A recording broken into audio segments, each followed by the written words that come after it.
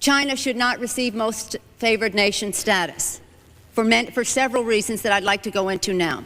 I'd like to call the attention of our colleagues to this chart on the status quo that the business community is asking each and every one of us to endorse today.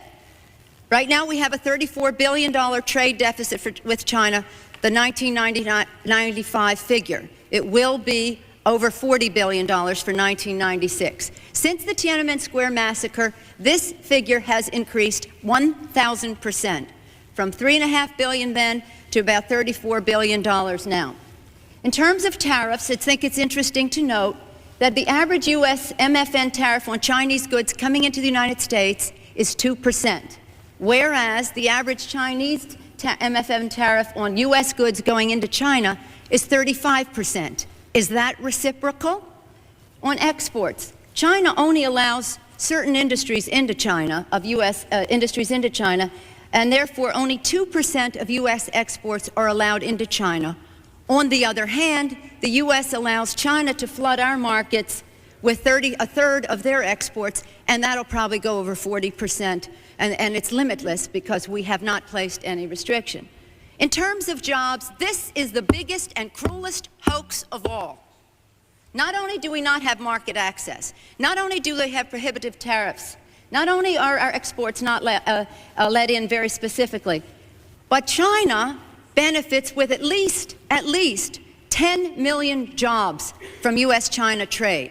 The President, in his statement requesting this special waiver, said that China trade supports 170,000 jobs in the United States, 170,000 jobs, whereas our imports from China support 10 million jobs at least.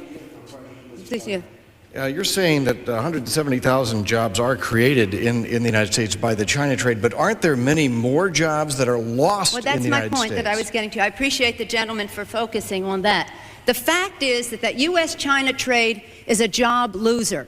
And one of the reasons that it is because well, first let me just make another point, and that is that our colleagues on the other side of this issue will say that trade with China, exports to China have increased 3 times in the last 10 years.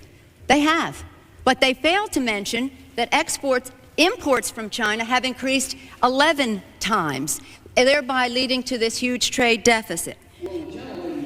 The gentleman has control of his time, and I really have a limited time. Just on one brief question about your chart. I will at the end of my remarks, I promise, Mr.